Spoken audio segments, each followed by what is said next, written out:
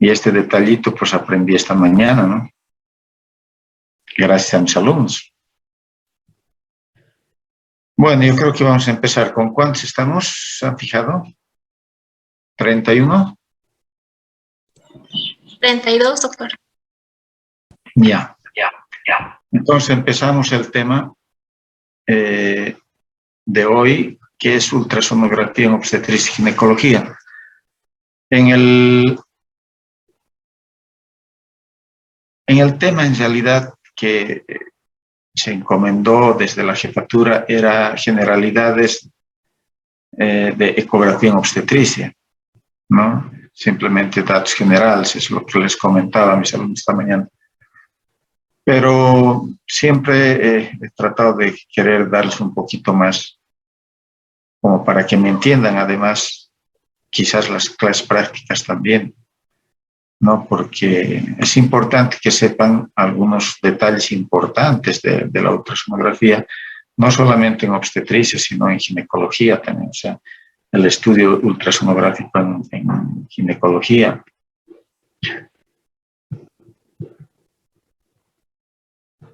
Entonces, vamos a partir definiendo qué es la ecografía o cuál es la definición de ultrasonografía, que en realidad ultra significa más allá de lo normal, ¿verdad? Ecografía, imagen, grafos, entonces registro de imágenes. Ultra es,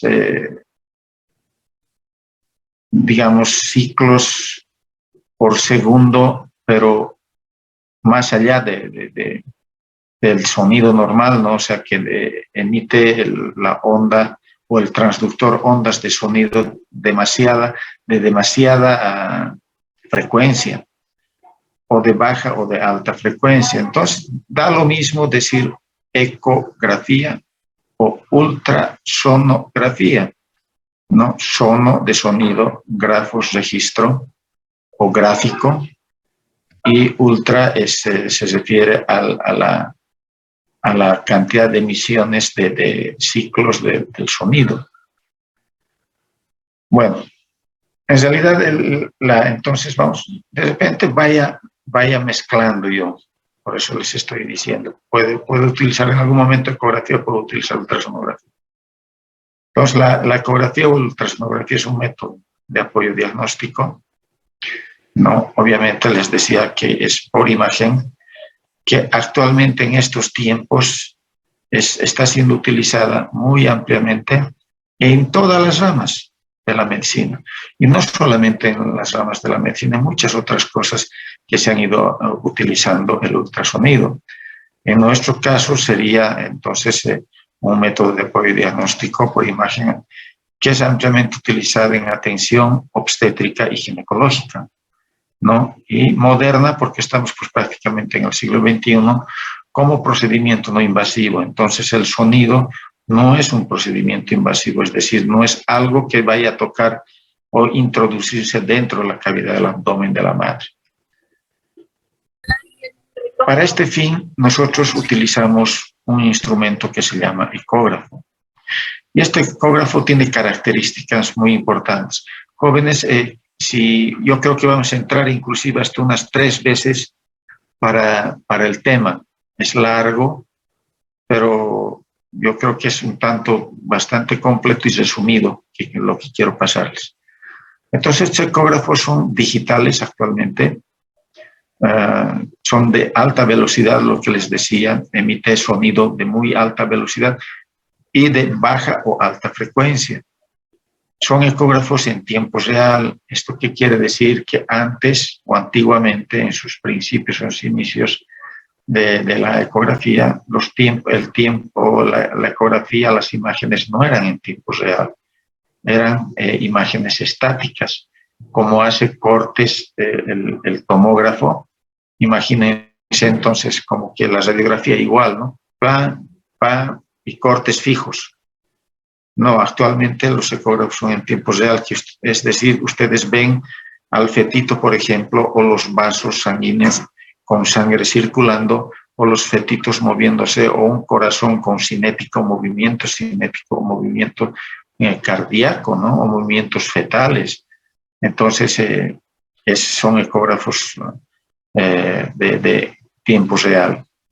A esto, con el avanzar del tiempo de la ciencia, se ha añadido la Doppler flujometría, aunque el estudio Doppler ya se lo venía realizando de años atrás, pero nunca fue utilizado en el campo de la medicina. Entonces, actualmente sí se lo utiliza para la valoración de los flujos a nivel de los vasos. Y se pueden imaginar, si nosotros tenemos un vaso alterado, pues nos va a dar un informe bastante valioso el estudio de la Doppler flujometría en casos muy específicos que más después veremos en las indicaciones de la Doppler flujometría. Existen ecógrafos en 2D, 3D, 4D, actualmente 5D. El patrón viene siendo la ecografía 2D. A partir de la ecografía 2D es que se van realizando los demás estudios, ¿no? Como es la 3D, como es la 4D. La 4D no es nada más que la 3D en movimiento. Y la 5D, una especie de tecnología nueva, última, con HD o HD libre, dicen, ¿no? Es decir, la calidad de imagen mejora mucho, porque en la 5D se incluye una pantalla de luz, ¿no? Que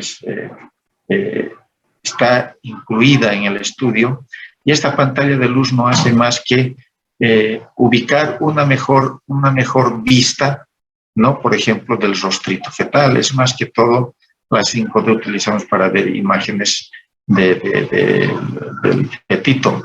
Entonces, nosotros a través de un botón o del mismo trackball, nosotros podemos dirigir la imagen a donde mejor luz y mejor imagen yo pueda obtener. Sin embargo, para la obtención de estas imágenes también requiero de una buena cantidad de líquido en la parte anterior o previa a la presentación del rostro fetal, por ejemplo, o del abdomen, o de extremidades, o de genitales, o del cordón, o de la parte que yo quiera ver en imágenes de 3D, 4D o 5D. Eso en cuanto a los equipos. Los transductores que acompañan estos equipos, que no son más conexiones, que en realidad llevan del procesador del ecógrafo a través de un cable hacia el transductor, energía eléctrica. Esta energía eléctrica se traduce en una energía mecánica, es decir, el sonido. Entonces empieza el estímulo eléctrico empieza a estimular cristales en el transductor, y este transductor, al ser estimulado por la parte eléctrica, entonces emite sonido. Y ese sonido se transmite a través de la pared del abdomen o del tejido o del órgano finalmente que se quiere estudiar. Entonces no es que el sonido viene desde el equipo de ecografía, no. El ecógrafo manda señal eléctrica y el transductor es el que transforma la señal eléctrica en sonido. Y este sonido es transmitido a través de este transductor hacia el órgano albo, el órgano blanco que nosotros queremos estudiar. Estos transductores son de diferentes rangos de frecuencias, ya les decía, son de baja a alta frecuencia. Y además, para hacer la 3D, 4D y 5D, necesitamos transductores especiales o también llamados transductores volumétricos. Acá les voy a presentar algunos equipos que obviamente en el transcurrir de su vida profesional ustedes van a ver una serie de equipos y de marcas diferentes, industrias diferentes, países que van innovando cosas más allá, otras menos aquí, más allá, y siempre en el mercado tratando de superarse, ¿verdad?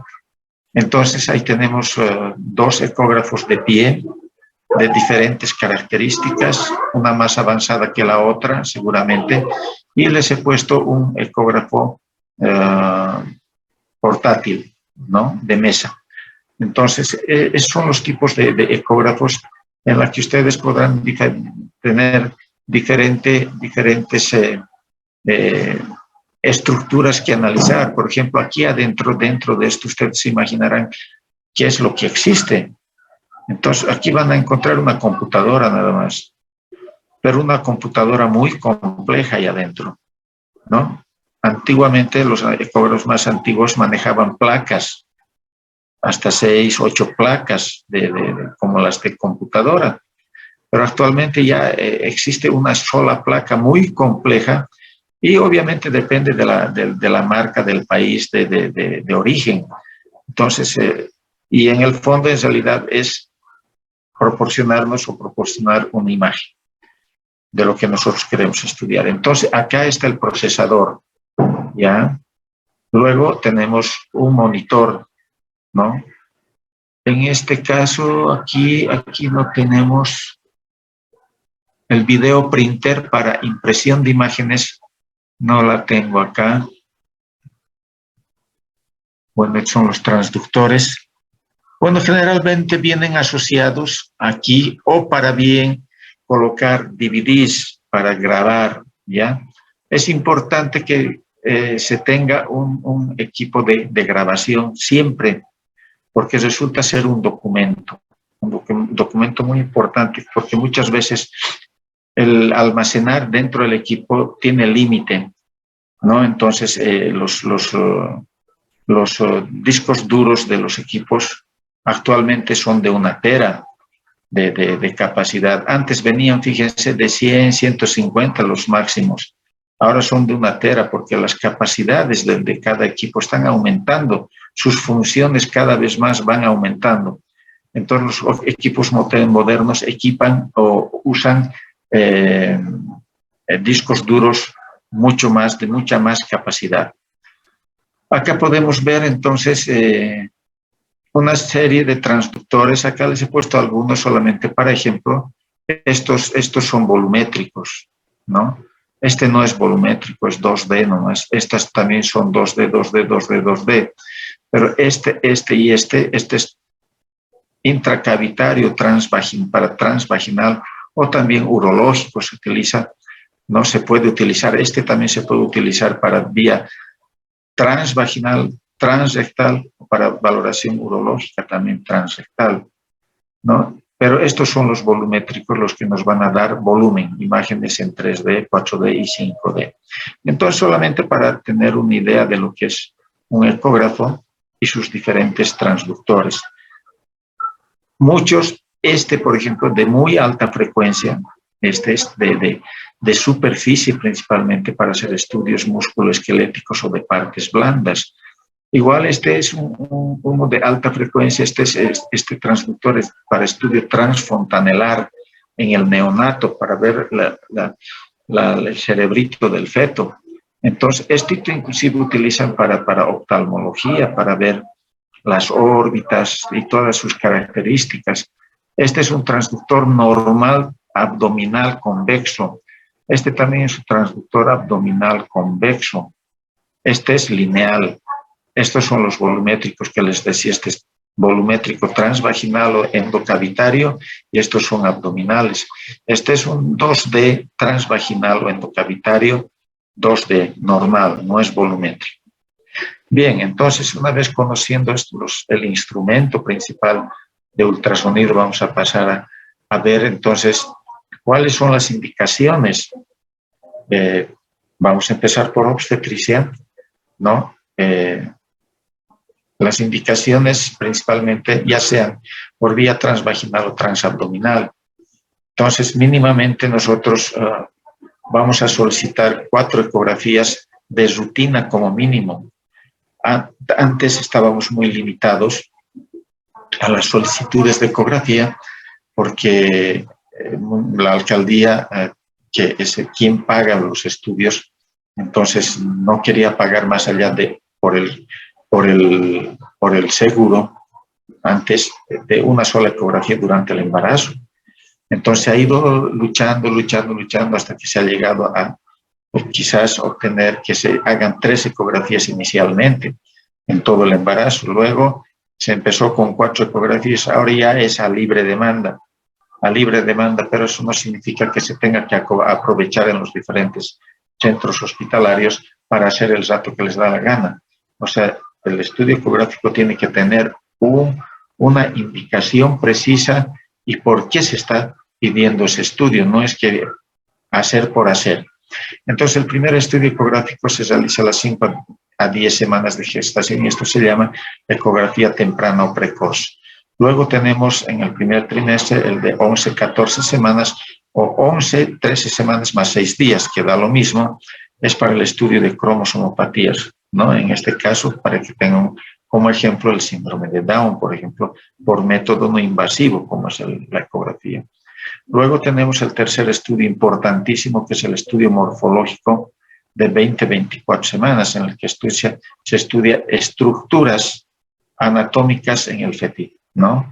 Y ver si es que realmente existen o no existen malformaciones o alteraciones anatómicas mayores o grandes. Luego tenemos, por último, el estudio de 31-35 semanas, que es donde vamos a corroborar alguna serie de situaciones, pero principalmente para crecimiento y desarrollo. Ver cómo ese feto está creciendo, está desarrollando, está yendo bien, está haciendo restricción, no está haciendo restricción, hay líquido, no hay líquido, la placenta está bien, no está bien, se ha desprendido, no se ha desprendido.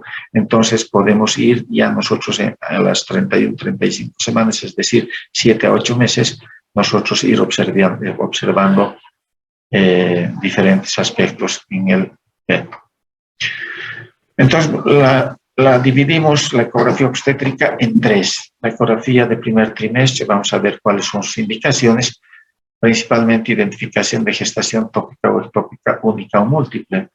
Es obvio, si me dicen hay falla menstrual y la persona que está enviando a hacer un ultrasonido me indicará si sospecha de una gestación tópica o una gestación ectópica, o si es única o si es múltiple. Entonces es importante este estudio para poder determinar estas características.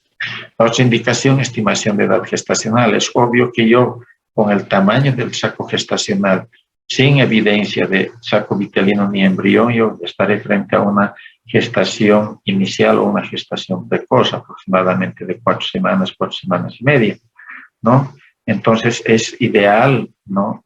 Nosotros poder visualizar, en todo caso, el saco vitelino que ya nos está indicando que aproximadamente aparece a las 5 semanas y el embrión. Entonces con esto estamos viabilizando la gestación, es decir, hay un embrión que tiene cinética cardíaca, movimiento cardíaco, y además esto nos va a permitir hacer un seguimiento de crecimiento y desarrollo más adelante. Por eso es más fidedigna en esta edad gestacional.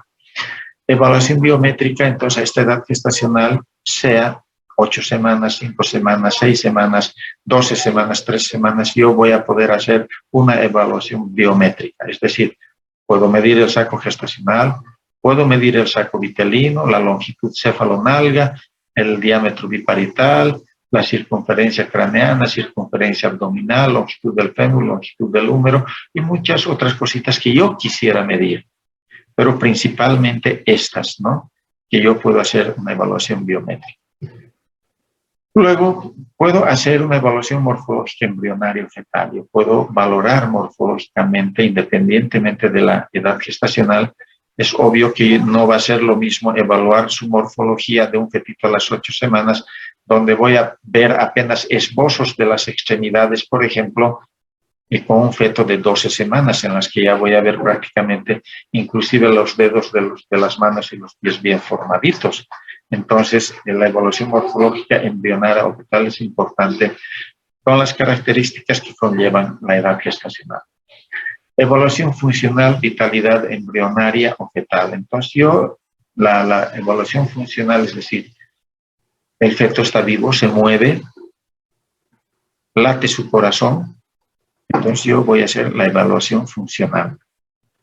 Quizás algunas veces ponemos para conocimiento un poquito de Doppler flujometría, es decir, voy a poner Doppler flujometría para ver, por ejemplo, si el trofoblasto tiene vascularidad normal o es anormal, ¿no? Puedo valorar el cordón, puedo ver si el cordoncito tiene 3 vasos, puedo valorar la cinética cardíaca. Entonces, con la dopplerflujometría yo estoy dando vitalidad prácticamente a esa gestación.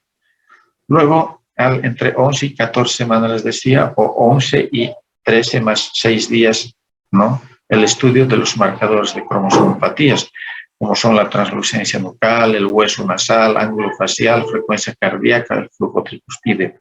Son marcadores ecográficos que nos ayudan a poder diagnosticar, por lo menos, diagnóstico hasta un 90% de certeza de que ese fetito probablemente no vaya a tener síndrome de Down o alguna cromosomopatía.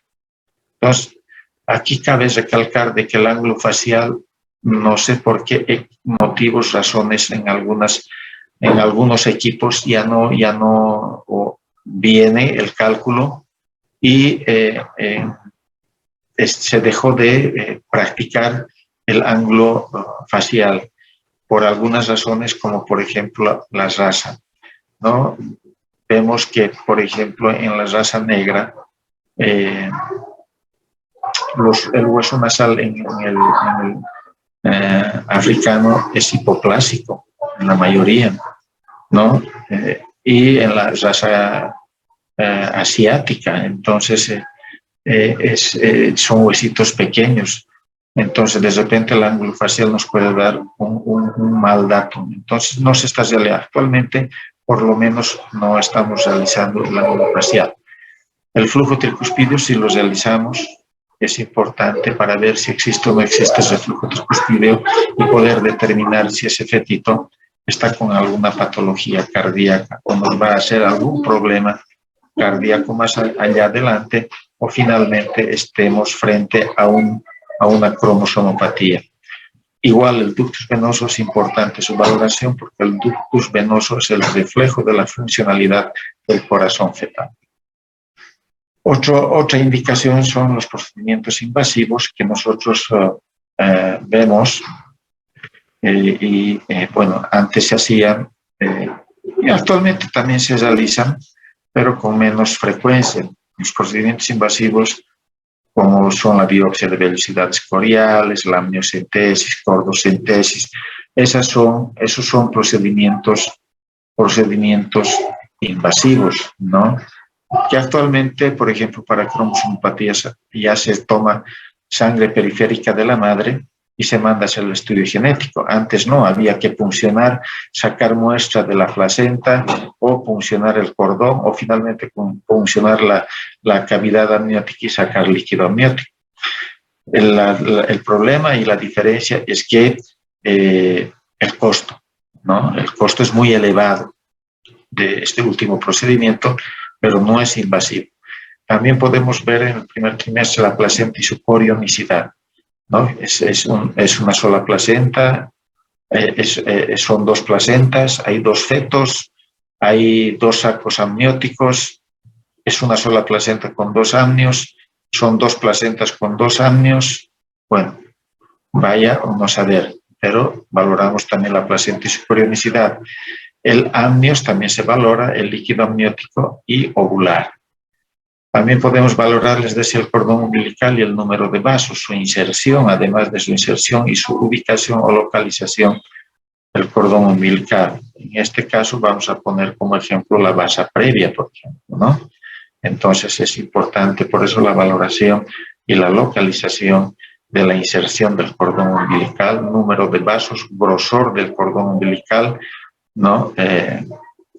La presencia de los 3 vasos en su interior, la presencia de anomalías, ¿no? en las vueltas que da la arteria sobre la vena, la presencia del grosor de la gelatina de Wharton, la presencia de quistes en el cordón umbilical que nos indican de alguna manera tomar previsión, tomar cuidado, al igual que el cordón umbilical con 2 vasos nomás, tomar previsión. Hay que hacer un estudio morfológico muy detallado para descartar patología.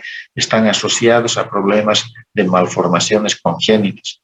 Y entre otras tenemos la neoplasia trofoblástica o la mola gestacional, gestaciones anembrionadas, restos ovulares, posaborto.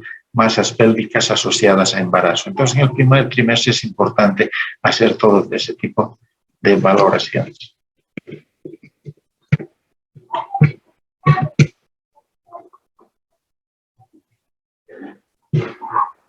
La ultrasonografía morfológica del segundo trimestre tiene una finalidad específica, especial, digamos, que se realiza entre 20 y 24 semanas.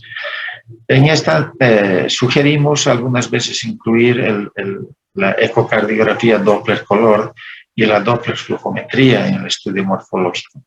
Sin embargo, por cuestiones económicas, hasta inclusive del servicio, así sea municipal, el costo es elevado, ¿no? Por ejemplo, un morfológico en la maternidad, la alcaldía paga 200 bolivianos por un estudio morfológico. Si a esto yo le añado un estudio de ecocardiografía Doppler, también vale 200 bolivianos. Y si le añadimos un Doppler más a este estudio, 200 bolivianos. Entonces la alcaldía por un estudio de este estaría pagando 600 bolivianos. Y dudo que lo haga, realmente, dudo que lo haga. En la privada, inclusive en la privada, es muy difícil concientizar a la gente de que es importante de que se realice la ecocardiografía, porque no se olviden que casi el 80%, 80-85% de malformaciones cardíacas se pueden detectar por ecografía.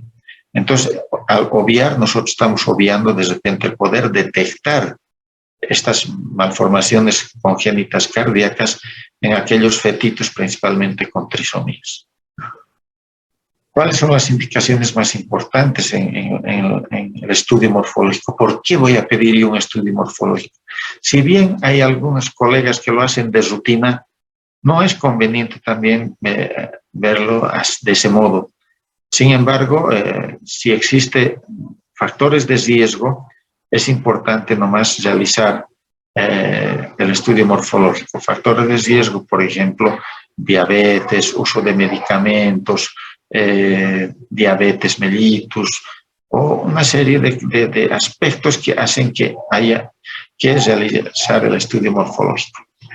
Entre estas tenemos la anomalía fetal sospechada, enfermedades hereditarias, lupus o cualquier otra enfermedad hereditaria, gestación múltiple, edad materna avanzada, son indicaciones de morfología fetal, restricción principalmente de crecimiento intrauterino, exposición a drogas teratogénicas y radiación, infección durante el periodo gestacional, la isoinmunización o aloinmunización también, o incompatibilidad con el factor RH, es una indicación.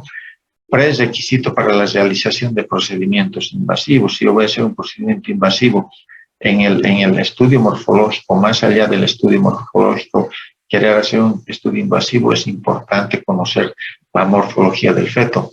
La Doppler flujometría es importante en esta edad gestacional. Otros, ya habíamos mencionado en el primer trimestre, en el morfológico valoramos biometría nuevamente y anatomía fetal. La placenta, el cordón umbilical, líquido amniótico, la longitud cervical, vía transvaginal se incluye acá, jóvenes.